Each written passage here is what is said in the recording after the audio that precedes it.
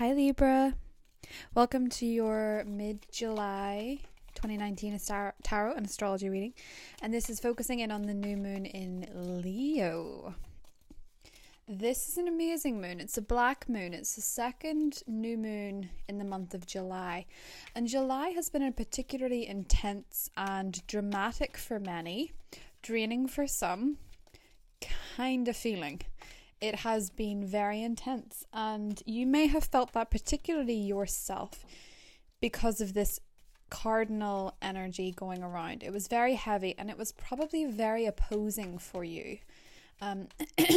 With Chiron and Aries opposing you, retrograding, with the sun, the new moon eclipse, solar eclipse in Cancer, squaring you, Venus, your ruler in Cancer, squaring you, Saturn, Pluto in Capricorn, the lunar eclipse in Capricorn, North Node, South Node, Capricorn, Cancer axis. You get the gist.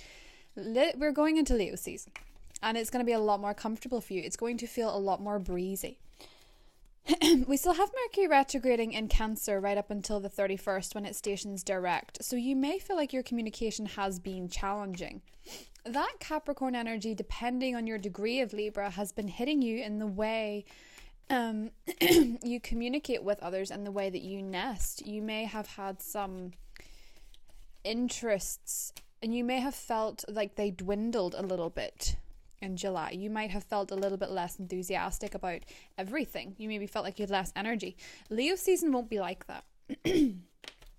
Oh, okay, there's been conflict, most likely for you with the squared energy, the challenge.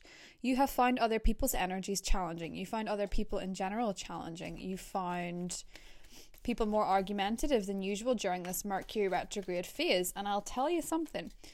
Mercury retrograding in Cancer has been, for many people, blowing the lid off emotional baggage. And maybe that was the way it was for you too. But on the 25th of July, Mars and Jupiter are going to be so well aspected in the fire signs. Mars in Leo, Jupiter in Sagittarius. And for you, this is affecting you in the way that you communicate, in the way that you speak. And it's lucky. Your words have power this week. And I mean a lot of power. Your words have power, power, power.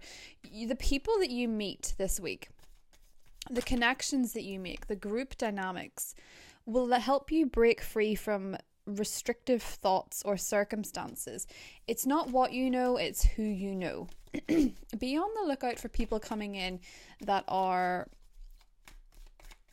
powerful, that are helpful, that are going to bring you something, because this July 31st new moon in Leo is again well aspected to Jupiter. Jupiter is the planet of luck. It is in Sagittarius, which for you is that third house energy of communication, of siblings. It's a wonderful year for Libras to join force with siblings or friends that feel like siblings. It is very much a time where your written word is able to spark interest. What you have to say, what you want to say. Oh. Particularly if you have pearls of wisdom in a particular area. Judgment possibly. I always think judgment has a degree of the law in it too. With the Hierophant here and judgment, you're having an awakening to your calling. And that Mars-Jupiter energy is very good for that. Particularly if you're looking to work in politics or the social sector with people. Again, I'm drawn to the Three of Pentacles, that third house energy coming in with Jupiter in Sagittarius. What a time to put yourself out there to be seen. Wonderful experiences could happen with who sees you, Libra. Because people are talking about you, and they're actually talking about you in a way that is flattering. If you're suspicious that people are talking about you, if your ears are burning, it's flattering. Knight of Wands. A lot of you are traveling. Of course, it's the summertime. Great time to plan a vacation, go on a vacation. If you can't go far, do a short trip.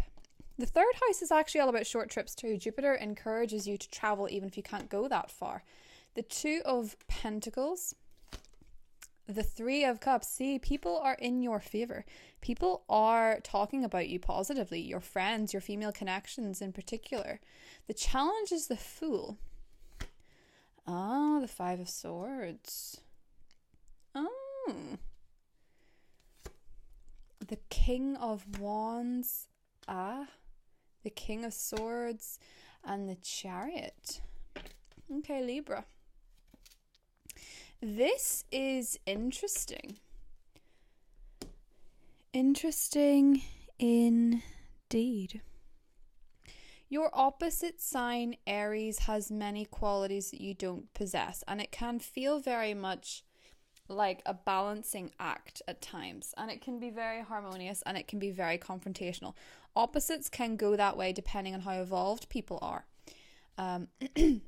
Actually, it is typically later in life, and sometimes even second or third marriages, where people end up with their opposite sign, and it's a lot to do with how evolved you are. If you're very evolved, you will end up a lot of the time with your opposite sign, because you balance and harmonize rather than create conflict. In your particular set of cards, there is a relationship. For many Libras, it's with a fire sign.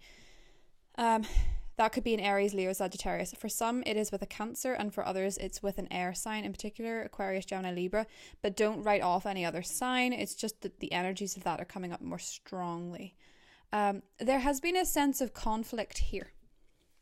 There has been a sense of challenge and a sense of strife. Okay. The reason that that's picking up very strongly is because Mercury, of course, has been retrograde in Leo and Cancer. So we have Leo energy and we have Cancer energy. And it has caused a lot of friction between you and other people. And I get the impression that the friction is not productive. It's not being used to create something more dynamic with a person in particular. This could be business. You could be working with someone who is really just pushing your buttons. Bear in mind, being patient with people during Mercury retrograde is preferable, because you should be reassessing things and re-examining things, such as your own behavior.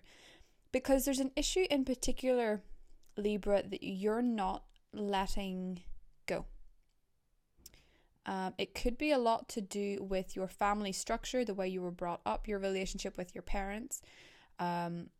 A lot of you, it's religious beliefs as well. Maybe there's certain things that your parents go against that you're trying to break into, a certain way of life or a certain way of being accepted. There's a lot of people in your corner, so don't doubt that. For a lot of Libras, there's a healthy group of friends around you supporting you.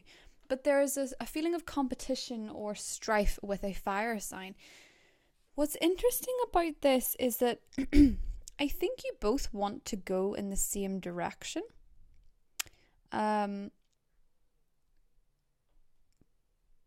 But the communication at such a tense and awkward time as July has been has made things really very difficult to progress with. Now, for many of you, this could be career, but it is feeling as though you can't trust people, or you have a trust issue, or they have a trust issue, and it is generally, to put it bluntly, Libra, it is affecting your shot at a new beginning, right? It's either that you don't trust them, they don't trust you, you don't trust anybody, that you don't trust the universe. Never doubt that Libras can have a jealous streak. You can feel kind of put out by other people's behavior at times, or you can feel jealous in the sense that it isn't fair. There's something about this dynamic that all you want is to feel as though it's fair. Two of Pentacles, you want to feel as though everything is equal. And here you are. You could be horrendous adversaries, whatever. Or you could both be going in the same direction and generating a fabulous success. That's your choice this month. The key to doing that is to be supportive of this person, to be complimentary towards this person. You're dealing with trapped trauma, and that fourth house energy that I talked about with the Capricorn eclipse, etc. You're trying to find a way to move away from that. You're trying to find a way to go forward. Meditate, rest, recuperate. There is something within you that needs to be seen to. And when you do, it's like taking off the blindfold